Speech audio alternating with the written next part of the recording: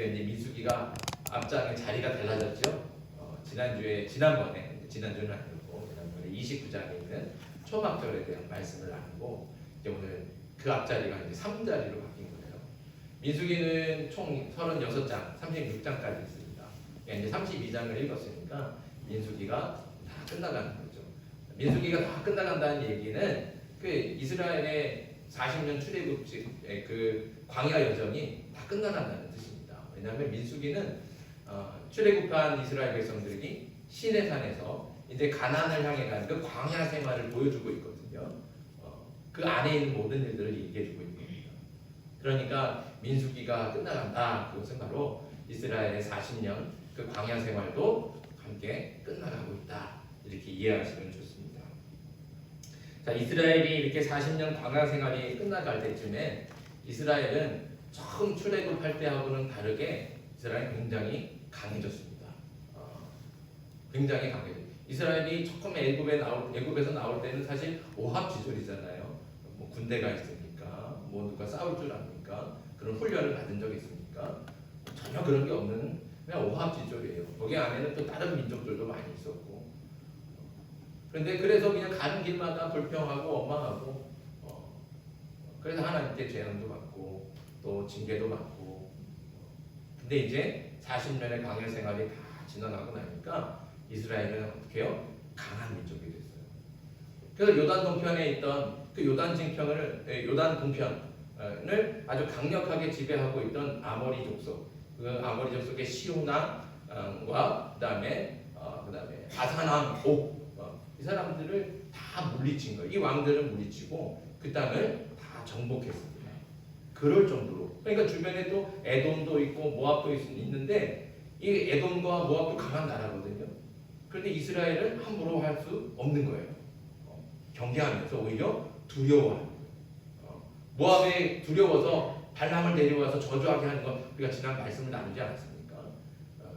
이스라엘이 쳐들어온 것도 아니에요. 그런데 미리 겁을 먹고 두려워서 그래서 미리 이렇게 발람을 데려다가 저주할 정도로. 그러니까 그만큼 이스라엘이 두려운 존재가 됐다는 거예요. 그만큼 강력해진 겁니다. 그렇다고 이스라엘이 뭐 정말 자신들의 힘으로 강해졌느냐? 결코 그렇지는 않습니다.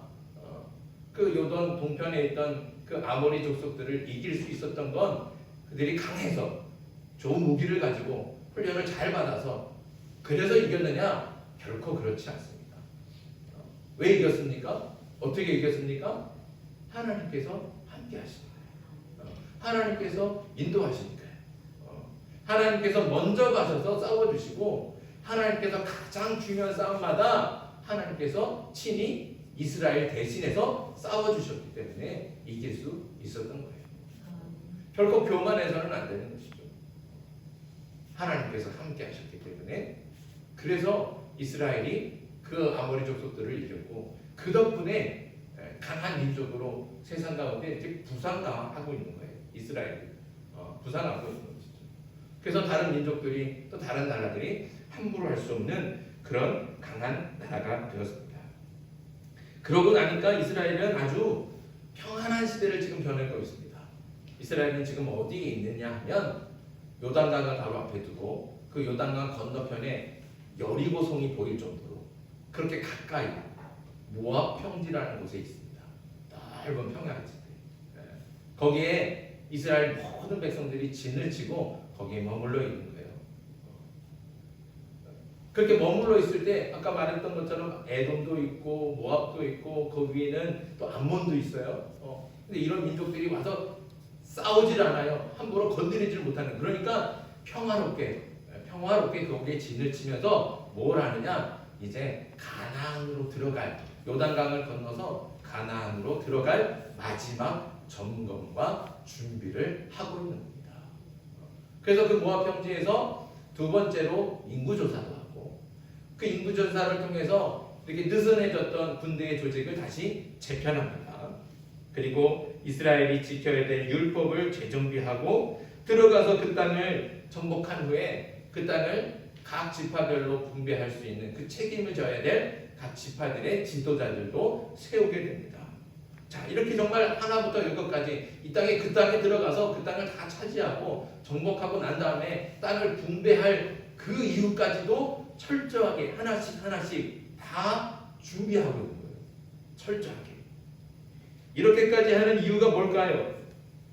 그것은 가나안 땅에는 여전히 아주 힘세고 강한 민족들이 그 땅을 지키고 있기 때문에 그래요. 그리고 그 땅에 사는 사람들, 그 땅에 있는 또 성읍들은 크고 견고하기 때문에 그렇습니다. 물론 요단 동편에 있던 아모리 족속을 물리치면서 이스라엘 백성들의 사기가 오를 대로 올랐어요. 사기가 오르고 자신감이 충만했죠. 그래서 야 가자 우리가 이기겠다 하고 그냥 당장에 가는 건 그러나 그렇지는 않다는 거죠. 왜냐하면 요단을 건너서 그 가나안 땅에 살고 있는 그 사람들 그 족속은 요단 동편에 살고 있는 아모리 족속과는 숫자적으로도 비교할 수 없이 많습니다. 그리고 훨씬 더 몇 배는 더 강한 족속들이죠. 그러니까 아무리 사기가 춘천하고 자신감이 있어도 그 민족을 두려워하지 않을 수는 없는 거예요. 두려워하지 않을 수는 없다는 거죠. 여전히 두려움을 가지고 긴장 속에 있는 겁니다. 하나님을 믿고 하나님의 말씀과 명령을 따라서 만반의 준비를 하지만 가나안 족속에 대한 두려움과 긴장은 완전하게 떨쳐버릴 수가 없습니다. 여러분들 우리가 하나님을 믿는다고 하는 것, 하나님을 믿습니다. 그런다고 우리의 두려움이 완전히 사라지나요? 결코 그렇지는 않아요. 여러분들이 삶으로 경험해 보셔야 알지만 두려움이 분명히 있습니다. 두려움이 있고 불안도 있고 또 그래서 긴장도 되죠. 그러나 다른 이유는 뭡니까? 우리가 하나님을 믿으면서 다른 이유는 뭐냐? 믿음으로 그 두려움을 이겨나간다는 거예요. 그러니까 두려움이 없는 게 아니에요. 두려움은 반드시 있습니다. 다윗이 골리앗을 향해서 나아갈 때에도 분명히 그 마음 가운데는 두려움이 있어요. 그러나 그는 누구를 믿습니까? 하나님을 믿는 거예요. 하나님을 믿으니까 그 하나님을 믿는 믿음이 두려움을 이기는 거예요. 그게 진짜 믿음이라는 거죠. 저와 여러분들도 이런 믿음으로 이 세상을 살아갈 수 있길 소망합니다. 하나님을 믿으면 두려움이 사라지는 게 아니에요. 두려움이 분명히 있죠. 걱정도 되고 근심도 되고 때로는 불안합니다. 그러나 우리가 기도하면서 하나님 붙들면 그 믿음이 두려움조차 이기게 될 줄 믿습니다. 그 두려움을 이겨서 결국에는 어떻게 해요? 담대하게 나아 승리하게 된다는 거죠. 저와 여러분들이 그런 삶을 살아가면서 정말로 하나님께서 두려움을 이기게 하시는 그 믿음으로 승리할 수 있는 저와 여러분들에게 소망합니다. 자, 이렇게 이스라엘 백성들은 자신감도 있고 사기도 충천했지만 여전히 그 가나안 족속을 향한 두려움들을 가지고 긴장 속에서 그렇게 가나안으로 들어갈 준비를 하고 있는 거예요. 그런데 갑자기 이스라엘 백성들의 그 사기를 확 떨어뜨리고 일순간에 이스라엘의 모든 힘을 쫙 빠지게 하는 그런 사건이 일어나게 됩니다. 어떤 사건일까요? 자, 오늘 말씀에 4절과 5절 말씀을 같이 한번 읽겠습니다. 4절과 5절 같이 읽습니다. 시작. 곧 여호와께서 이스라엘 회중 앞에서 쳐서 멸하신 땅은 목축할 만한 장소요 당신의 종들에게는 가축이 있나이다. 또 이르되 우리가 만일 당신에게 은혜를 입었으면 이 땅을 당신의 종들에게 그들의 소유로 주시고 우리에게 요단강을 건너지 않게 하소서. 아멘. 자, 뭐냐면 이스라엘의 12지파가 있잖아요. 그렇죠? 그 12지파 중에 르우벤 지파와 갓 지파, 르우벤 자손과 갓 자손이 모세를 찾아와서 이렇게 얘기했어요. 우리를 요단강 건너지 않게 해주십시오. 우리는 요단강 건너지 않고 여기 살고 싶습니다. 여기 이렇게 목초지가 많고 우리 가축이 많아서 우리 이게 요단강 건너가는데 너무 힘든데 우리는 여기서 살고 싶습니다. 그러니 우리에게 이 요단강을 건너지 않게 해주십시오. 이렇게 요구를 했다는 거죠. 자, 르우벤과 갓 자손의 요구가 어떻게 들리십니까? 아, 그럴 수 있겠다 이렇게 들리십니까? 아, 그렇지, 정당하다, 마땅히 그럴 수 있지, 거기 살 수 있지 이렇게 들리십니까? 절대로 그렇지 않죠. 이건 아주 못된 생각, 그리고 이기적인 욕심에서 나오는 아주 그런 나쁜 요구예요. 왜 그럴까요? 자, 생각해 보세요. 요단강을 건너면 이제 정말 거인 같은 아낙 자손들이 그 땅을 지키고 있는데 이스라엘 백성들은 그 아낙 자손들과 목숨을 걸고 전쟁을 해야 되는 거예요. 그 전쟁을 때문에 이스라엘 백성들이 얼마나 큰 피해를 당할지 알 수 없어요. 이스라엘 백성들이 얼마나 많은 사람들이 죽어나갈지 장담할 수 없어요. 그러니까 백성들이 두려움 속에서 긴장하는 가운데 그렇게 건너갈 준비를 하고 있는 건 아니겠습니까? 그런데 르우벤과 갓 자손은 그 전쟁을 안 하겠다는 거예요. 나는 요단강을 건너지 않겠습니다. 이 얘기는 뭐예요? 나는 그렇게 끔찍한 전쟁에 나는 들어가지 않겠습니다. 내가 목숨 걸고 거기에 싸우고 싶지 않습니다. 이런 뜻이라는 거죠. 그 위험한 전쟁에서 자신들만 쏙 빠지겠다고 하니까 얼마나 이기적인 요구입니까? 거기다 요단 동편의 땅, 그러니까 아모리 왕 시혼과 바산 왕 옥, 이 왕들을 물리치고 그 땅을 정복할 때 그 땅을 정복한 사람들이 루벤 지파와 갓 자손만, 그 두 지파만 이 아모리 족속과 싸웠습니까? 그래서 그 땅을 차지했어요? 그러지 않잖아요. 이스라엘 모든 백성들이 다 한 마음으로 가서 그 강한 아모리 족속들을 다 쳐서 물리치고 그 땅을 차지한 거예요. 그런데 이제 와서 르우벤 지파와 갓 자손만 그 정복한 땅에 살겠다고 하니까 그 전쟁의 승리의 혜택을 자기들만 누리겠다고 얘기하는 거예요. 얼마나 이기적인 욕심입니까? 이렇게 이기적인 욕심에 가득한 요청을 들은 모세, 가만히 있을 수 있습니까? 두 지파를 아주 엄하게 꾸짖었습니다. 자, 6절과 7절 같이 읽습니다. 6절과 7절 시작. 모세가 갓 자손과 르우벤 자손에게 이르되 너희 형제들은 싸우러 가거늘 너희는 여기 앉아 있고자 하느냐? 너희가 어찌하여 이스라엘 자손에게 낙심하여서 여호와께서 그들에게 주신 땅으로 건너갈 수 없게 하려 하느냐? 아멘. 모세가 하는 말도 같은 말이잖아요. 모세가 이들의 요청에 아주 심각하게 받아들이면서 이 갓 자손과 르우벤 자손을 엄하게 꾸짖는 이유가 뭐겠습니까? 이들이 하나님을 거역하고 있다는 거예요. 하나님의 말씀을 거역하고 있다는 것이죠. 그래서 아주 중대하고 심각한 범죄입니다. 하나님께서는 가나안 땅을 기업으로 이스라엘 백성들에게 주신 거예요. 가나안 땅은 뭐예요? 요단 건너편이에요. 거기가 가나안 땅이에요. 거기를 기업으로 주신 거예요. 그러니까 요단 동편은 사실 하나님께서 약속하신 땅이 아닙니다. 요단을 건너야 돼요. 거기가 하나님께서 약속하신 땅. 그럼 그 땅을 왜 하나님께서 이스라엘 백성들에게 주시겠다고, 기업으로 주시겠다고 말씀하셨을까요? 이스라엘이 정말 믿음이 대단하고 받을만 해서 그렇습니까? 그렇지 않습니다. 가나안 땅에 살고 있는 그 가나안 족속들이 악하기 때문에, 음란하고 악하기 때문에 그들을 그 땅에서 몰아내기 위해서 이스라엘 백성들을 어떻게 해요? 진노의 막대기로 사용하시는 거예요. 이스라엘이 그 땅을 받을 만한 자격이 있어서 그런 게 아니고 그 땅에 살고 있는 가나안 족속들이 너무나 악하고 너무나 음란하고 너무나 불의해서 하나님께서 도저히 보고 둘 수가 없는 거예요. 그래서 이스라엘 백성들을 가지고 이스라엘 백성들을 도구로 삼아서 그래서 이 가나안 족속들을 몰아내고 그 땅을 하나님의 백성들에게 주기로 약속하시는 겁니다. 그런데 만약에 르우벤 지파와 또 갓 지파가 요단으로 건너가지 않아서 가나안 땅으로 들어가지 않는다는 것은 뭐예요? 하나님께서 쓰시고자 하시는 그 진노의 막대기, 나는 내기 싫어요, 이렇게 말하는 것이랑 마찬가지로 저는 하나님의 뜻을 거역하는, 하나님의 뜻을, 말씀을 거역하는 것이죠.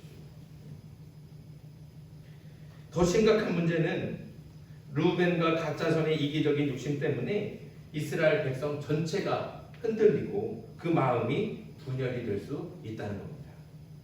사실 목숨을 걸고 싸워야 되는 전쟁을 앞두고 좋아할 사람이 누가 있겠습니까? 그렇죠?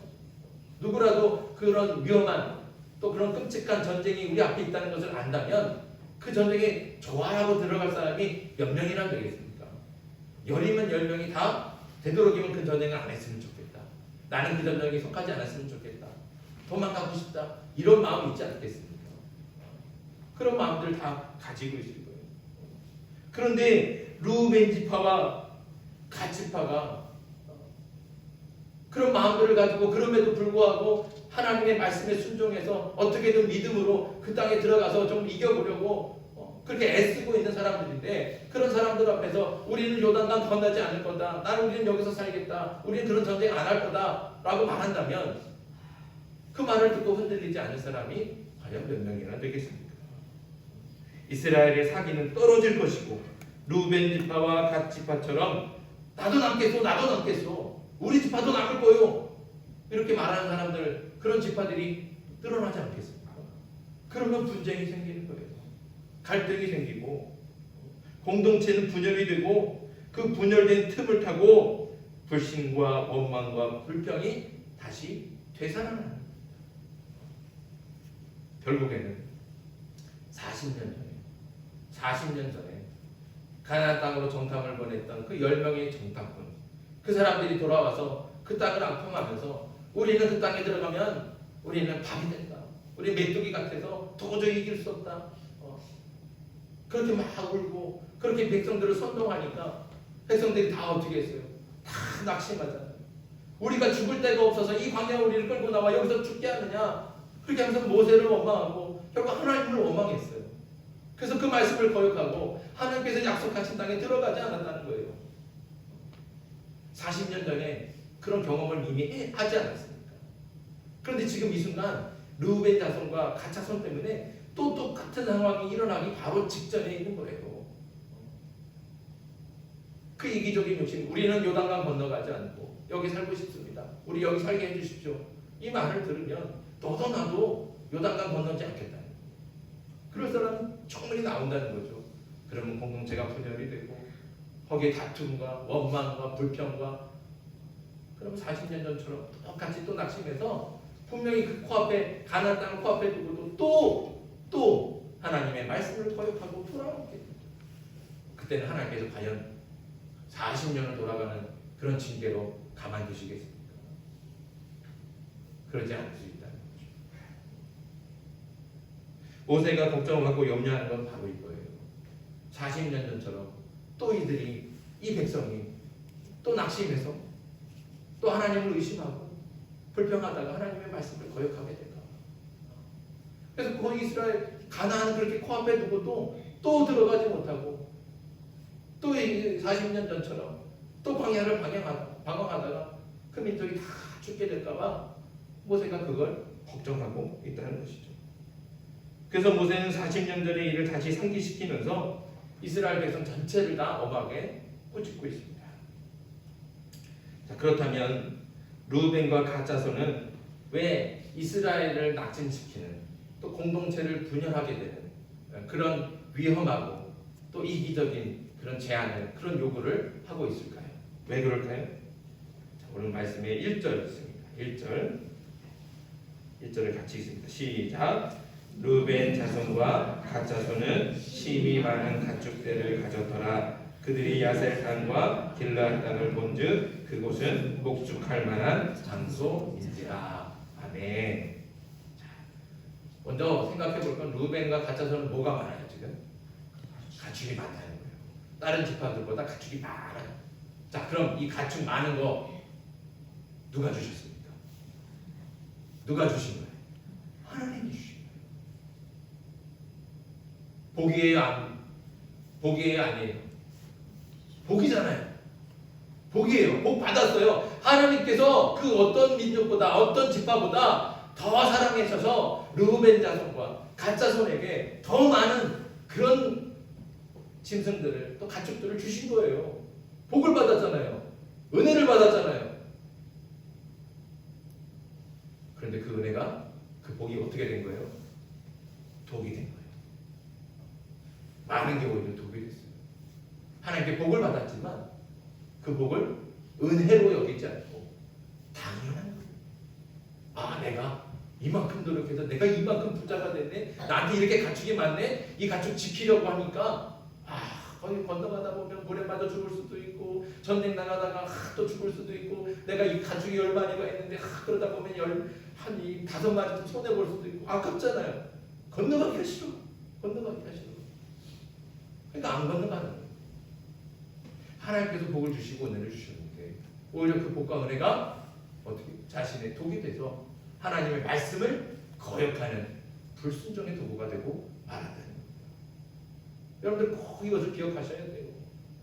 이게 많은 게 복이 아니에요. 결국 중요한 것은 모든 것이 다 하나님의 은혜인 줄 아는 게 복인 줄 믿습니다. 무엇을 주시든지 그것이 많든지 적든지 그걸 은혜로 고백하는 게 진짜 복이에요. 그걸 은혜로 아는 게 진짜 복이라는 거죠. 그걸 은혜인 줄 알아야 돼요. 이게 내 것이 아닌 줄 알아야 돼요. 이게 하나님의 것인 줄 알아야 된다는 거죠. 이게 내 것인 줄 알고 내가 지키려고 하니까 하나님을 거역하는 거예요. 욕심이 생겨서.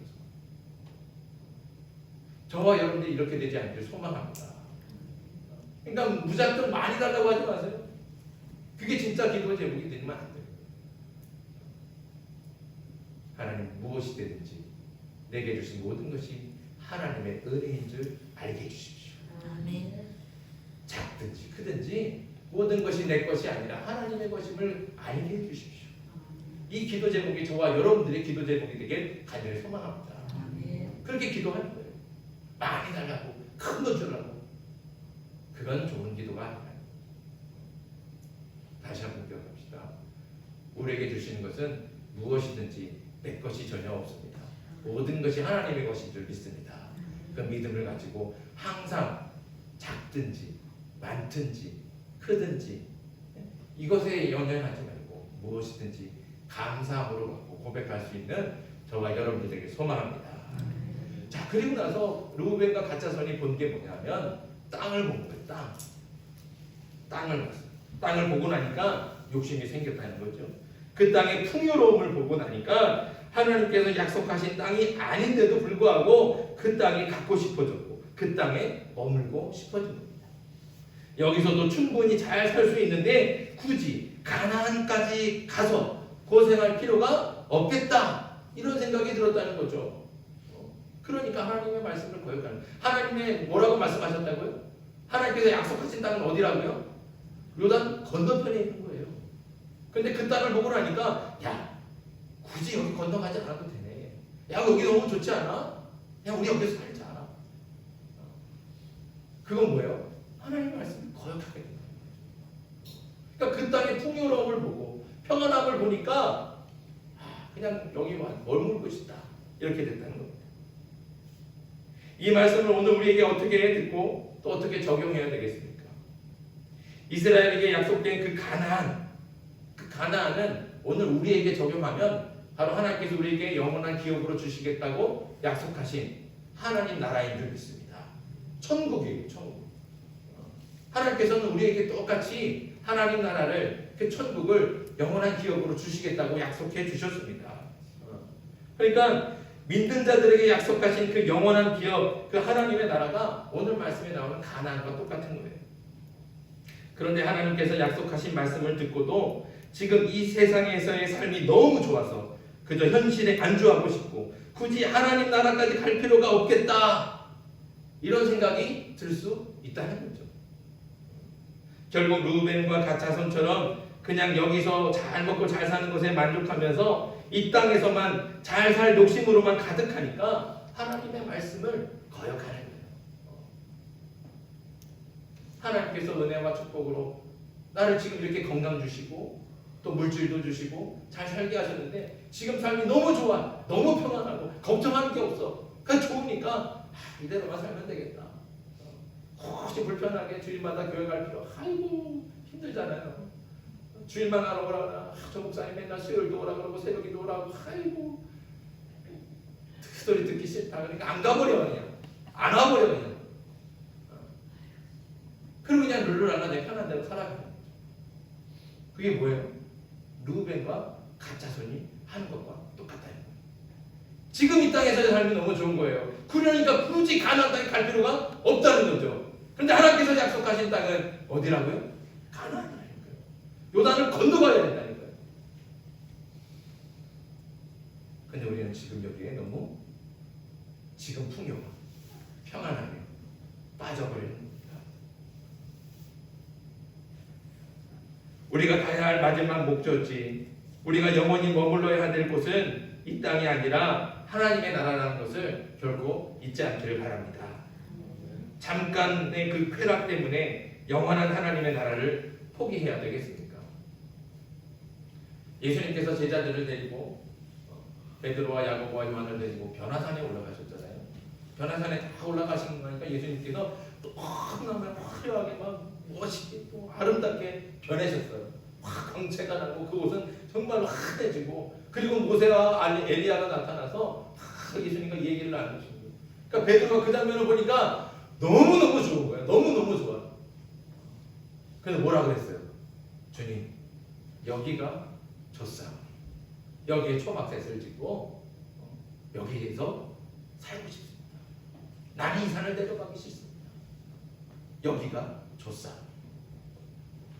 그러나 예수님께서 가야 될 길은 무엇입니까? 어떤 길을 가야 됩니까? 고난의 길을 가야 되고 죽음의 길을 가야 되는 거예요. 그 길을 지금 누가 맡고 있는 거예요? 베드로가 맡고 있는 거예요. 여기가 좋사오니 그러면서 주님이 가셔야 될 길을 맡고 있다는 거죠. 만약에 예수님께서 베드로의 말을 듣고 야 그래 맞다, 여기가 좋구나, 그래 우리 여기서 살자 그랬다면 예수님께서 받으실 그 영광스러운 부활의 자리가 예수님께 허락이 됐겠습니까? 예수님을 통해서 우리가 영원한 생명으로 구원받게 되는데 그 구원이 과연 있을 수 있겠습니까? 그렇지 않습니다. 여기가 좋사오니 그러고 나면 그 부활의 영광도 없고 그 구원의 영원한 생명도 없게 되는 겁니다. 그러니까 안주하면 안 돼요. 여기가 좋사오니 하고 머물러 버리면 안 된다는 것이죠. 오히려 예수님께서는 더 좋은 것을 위해서 이 땅의 평안함과 아름다움에 안주하지 않고 고난과 죽음의 길로 들어가신 겁니다. 그 길이 죽음의 길이고 고난의 길인 것을 뻔히 알면서도 그 길로 들어가신 거예요. 그래서 고난의 길을 가고 죽음의 길을 가고 십자가를 지고 그 좁고 험한 언덕길로 올라가고 나니까, 그러고 나니까 부활의 영광이 예수님에게 들어가고 예수님을 통해서 온 인류가 구원받는 놀라운 역사가 나타나지 않았습니까? 이것이 우리가 가야 할 신앙의 길인 줄 믿습니다. 자꾸 편하고 풍요로운 것만 보면 현실에 안주하고 싶어져서 결국에는 하나님의 말씀을 거역하게 됩니다.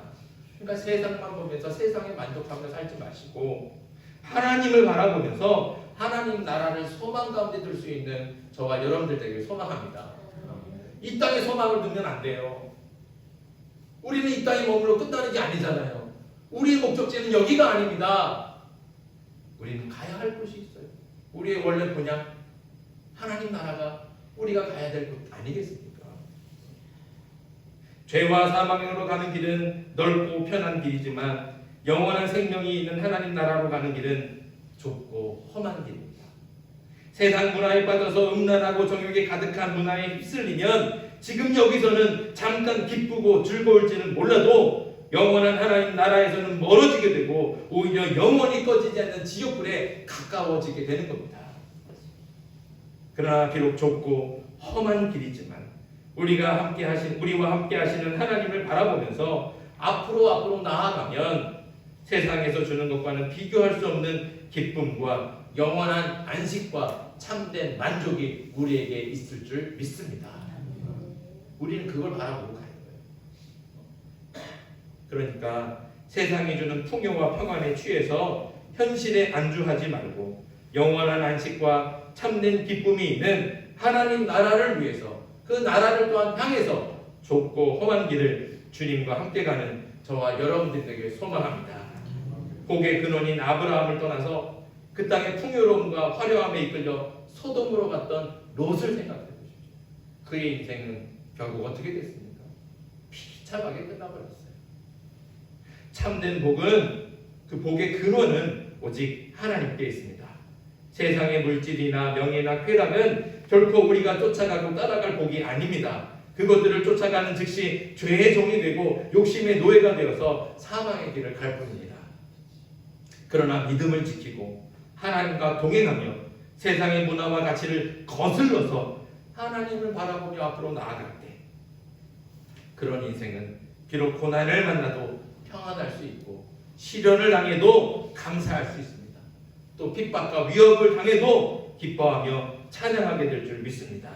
그러니 세상 편한 길로만 갈 생각하지 마시고 편한 길로 갈 생각 마시고 분명히 내 앞에 고난이 보여서 그 고난이 뻔히 보이지만 믿음을 지키며 하나님과 동행하는 좁고 험한 길을 따라가는 저와 여러분들 되길 바랍니다. 사랑하는 성도 여러분, 믿음을 지키며 하나님의 말씀을 따라 순종하는 길은 결코 편한 길이 아닙니다. 그래서 여러분들 안타깝지만 죄송스럽지만 믿음을 지키는 일은요 쉽지 않아요. 어렵습니다. 늘 고민이 되고 갈등이 생기고 좁고 험한 길을 가야 되는 거예요. 그 길을 하나님께서 억지로 밀어넣느냐 그렇지 않아요. 우리를 사랑하시고 존중하시니까 우리에게 선택하게 하시는 거예요. 그러니까 우리가 그 길 앞에서 우리는 어떻게 해요? 이 길로 갈까? 저 길로 갈까? 고민이 돼요? 안 돼요? 고민이 돼요. 분명히 보면 이 길로 가면 좀 편하네. 이 길로 가면 조금 더 나아질 것 같아. 내가 여기서는 좀 잘 살 것 같아. 이 길로 가면 좁고 험해요. 사람들이 다 뭐라 그럴 것 같고 손가락질 할 것 같고. 근데 생명의 길은 좁고 험한 길로 나야 돼요. 거기가 바로 신앙의 길. 거기가 바로 믿음을 지키는 길이에요. 저와 여러분들이 그렇게 믿음을 지키는 길로 좁고 험한 길을 따라 주님과 함께 동행하면서 끝까지 달려가 하나님께서 우리에게 예비하신 하나님의 나라, 영원한 안식, 하나님의 그 놀라운 축복, 그 모든 것을 받아 누릴 수 있는 하나님의 자녀들이 되게 주님의 이름으로 축복합니다. 우리에게 주신 말씀 기억하면서 시간 함께 기도합시다. 기도할 때 우리가 가야 할 목적지는 세상의 풍요와 평안과 쾌락이 아니라 영원한 하나님의 나라인 그것을 깨닫게 해주시옵소서.